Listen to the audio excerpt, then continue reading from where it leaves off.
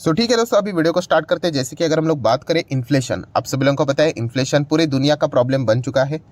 India की बात करें, हम बहुत अच्छा खासा परफॉर्मेंस दे रहे थे। हाँ, थोड़ा सा अभी हम बोल सकते हैं कि कुछ घटनाएं हम लोग को यहाँ पे आजू बाजू देखने को मिली, जैसे कि क्रूड ऑयल के दाम बढ़ने लग गए।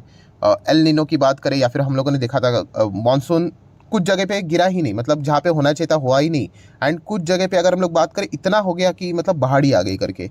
एंड इस चीज़ के चलते आपको पता ही है महंगाई बहुत ज़्यादा यहाँ पे बढ़ जाती है। एंड शक्तिकांता दास जी की अगर हम लोग बात करें, तो रिसेंटली उन्होंने जो एमपीसी की बैठक में जो उन्होंने बातें सामने रखी थी, तो ये बात क्लियर कट समझ में आ रही है कि उनको इन्फ्लेशन का खतरा वापस साफ साफ देखने को यहाँ पे मिल रहा है। इसीलिए उन्होंने Q2 का जो इन्फ्लेशन का फोरकास्टिंग है वो अगेन 6.2 मतलब 6 के ऊपर यहाँ पे कर दिया है। इतना तो बात पक्की है दोस्तों कि इन्फ्लेशन के वजह से अभी वापस हम लोग को पैनिक थोड़ा बहुत यहाँ पे देखने को यहाँ पे मिल रहा है। और जैसे मैंने कहा कि क्रूड भी आप देख सकते हो अभी 86 87 के आसपास जाते हुए देखने को यहाँ पे मिल रहा है। एंड इसी चीज़ के चलते दोस्तों आप सभी लोगों को पता है आरबीआई अल्टीमेटली करेगा क्या, भारत सरकार को भी कॉन्टैक्ट करेगा कि कुछ पावर, मतलब देखे गए तो सरकार के पास भी यहाँ पे होते हैं, अलग अलग डिपार्टमेंट सरकार के अंडर रहते हैं, कि आपने भी कुछ यहाँ पे मदद करनी चाहिए, तभी जाके वो इन्फ्लेशन यहाँ पे नीचे आ सकता है, कंट्रोल हो सकता है। एंड देखा गया तो ऑब्वियसली अभी इलेक्शन ईयर भी है, तो जितना हो सके जनता को खुश रखने की भी कोशिश यहाँ पे की जाएगी। इसमें ऐसा कोई नहीं होता कि कांग्रेस वर्सेस बीजेपी, कांग्रेस वाले आएंगे वो भी वही करेंगे, बीजेपी वाले रहेंगे वो भी वही करेंगे, ठीक है। तो यही चीज़ अभी हम लोग को फिलहाल तो देखने को यहाँ पे मिल रही है। एंड इसी से रिलेटेड आप लोगों को बहुत सारी चीज़ें भी भविष्य में देखने को यहाँ पे मिल सकती है, ठीक है। जैसे कि अगर मैं बात करूँ, अभी रिसेंटली क्या हो रहा था, टोमेटोज के दाम आपको पता ही है लगातार बढ़ते हुए देखने को यहाँ पे मिल रहे थे, ठीक है। तो किधर तो इसकी रुकावट यहाँ पे होनी चाहिए। एंड अगर हम लोग यहाँ पे बात करें तो अभी हम लोगों ने खबर क्या देखी, आप सभी लोगों को पता ही है, यस, कि फाइनली इंडिया ने डिसाइड कर लिया है कि नेपाल से हम लोग क्या करेंगे, टोमेटोज यहाँ पे इंपोर्ट करवाएंगे।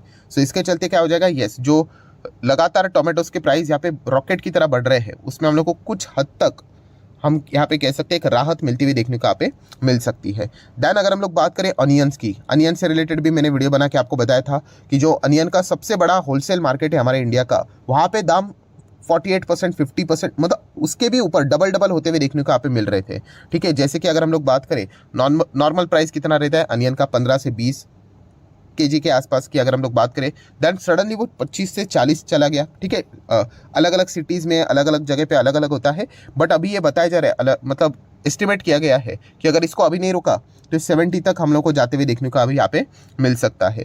मतलब क्या है कि अनियन से रिलेटेड भी टेंशन फिलहाल तो देखने को मिल रहा है। इसीलिए हम लोग यहाँ पे बोल सकते हैं कि हाल ही में ही सरकार ने एक और फैसला यहाँ पे लिया था कि government release the onions from buffer, किस चीज़ के लिए, to curb the price surge, मतलब प्राइस को कंट्रोल करने के लिए। मतलब क्या है दोस्तों, ये मैं पूरा आपको बैकग्राउंड बता क्यों रहा हूँ कि ये जो चीज़ें दोस्तों ये रोज़ की जो ज़िंदगी रहती है, टोमेटोज़ की बात करें, अनियंस की बात करें, ठीक है, या फिर एडिबल ऑयल की बात करें, ठीक है, जो खाने में इस्तेमाल होता है, राइट। इसके ऊपर भी सरकार, आपको याद ही होगा कि जो टैक्स लगता था जिसको हम लोग ड्यूटी बोलते हैं, इम्पोर्ट ड्यूटी, वो 32.5% लगते हुए देखने को यहाँ पे मिल रहा था। बाद में सरकार ने इसको कम करके कितना कर दिया, 17.5 कर दिया 2021 में।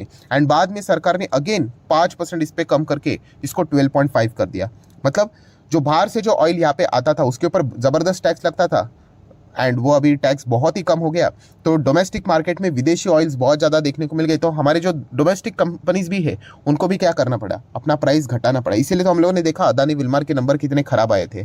तो ये चीज़ें हम लोग को देखने को क्या मिलती है कि इन्फ्लेशन को कंट्रोल करने के लिए सरकार पूरी तरीके से कोशिश यहाँ पे कर रही है, ठीक है। एंड इसी चीज़ के चलते दोस्तों और भी बहुत सारी चीज़ें हम लोग को भविष्य में होते हुए देखने को यहाँ पे मिलने वाली, जैसे कि राइस को अभी आप लोगों ने खबर देखा होगा, एक्सपोर्ट हम लोगों ने बैन कर दिया, ठीक है। मतलब हमारे मार्केट में ही ये सारी चीज़ें अगर चलती रहेगी तो ऑटोमेटिकली दाम यहाँ पे कम हो जाएंगे। एंड दोस्तों अभी इसी लिस्ट में एक और नया चीज़ हम लोग को जुड़ते हुए देखने को मिल रहा है, तो वो कौन सी चीज़ है, व्हाट नेक्स्ट, तो दोस्तों वो है शुगर। यस दोस्तों, शुगर की भी अगर हम लोग बात करें तो इसका प्राइस भी बढ़ने का से रिलेटेड रिपोर्ट सामने यहाँ पे आ रहे हैं। तो इसलिए सरकार ने पहले ही फैसला ले लिया है कि यहाँ पे जितने भी ये शुगर वाली जो कंपनियाँ यहाँ पे रहेगी, ठीक है, उन जो मिल्स वाली अगर हम लोग बात करें फैक्ट्रीज की, तो उनको बोला है कि आपके पास जितना भी शुगर है ना, उसका मतलब स्टोरेज अगर रहेगा उसका 90% मार्केट में आपको निकालना पड़ेगा।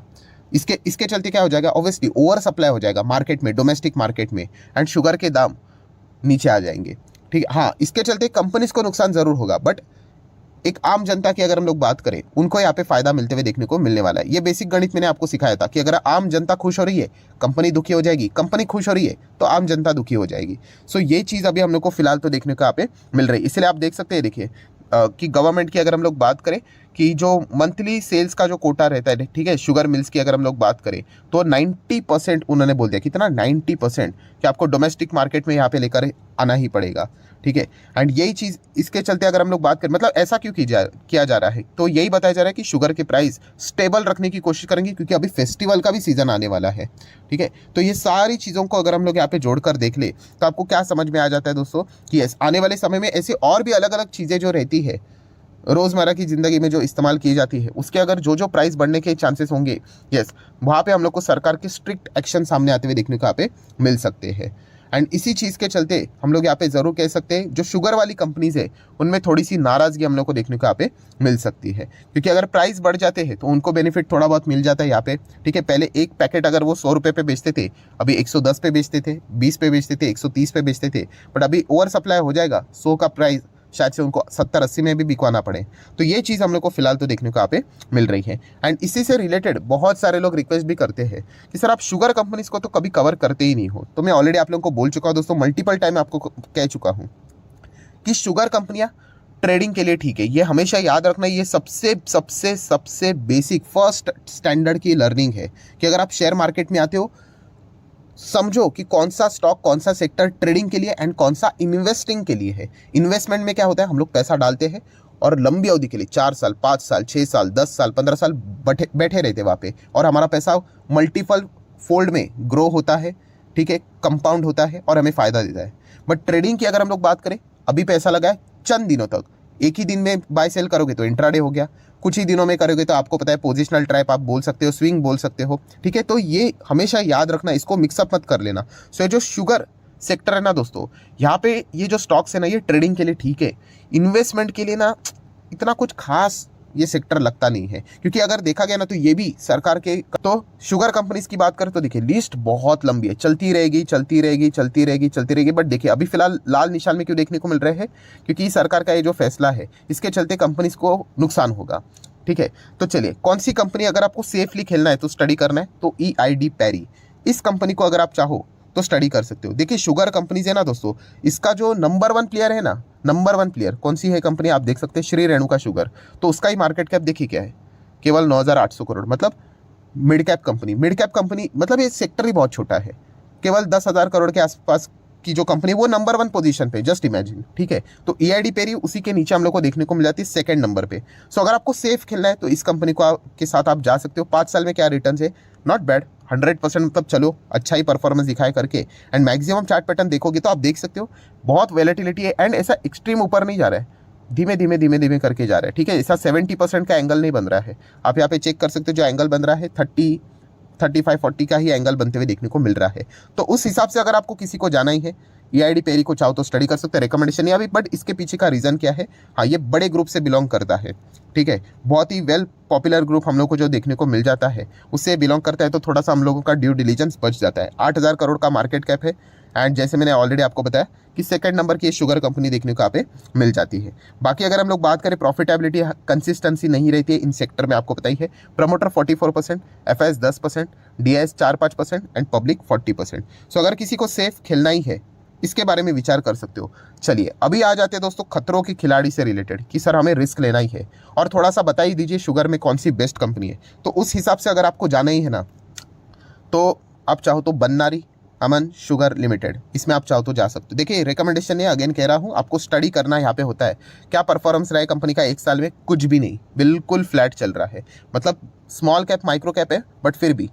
देन 5 साल की बात करें, नॉट बैड, चलो 100% तो बने यहाँ पे, बट ऐसा नहीं है कि कंसिस्टेंटली बने, बहुत ज़्यादा परेशानी देगी ये कंपनी और उसके बाद बनते हुए देखने को मिले। बट येस, मुझे ऐसा लगता है कि ये कंपनी अच्छे खासे रिटर्न्स आपको दे सकती है। आप चाहो तो इसको स्टडी यहाँ पे कर सकते हो, ठीक है। देन अगर आप इसको बैलेंस शीट भी पढ़ोगे तो ठीक ठाक बैलेंस शीट भी नज़र यहाँ पे आ जाएगी।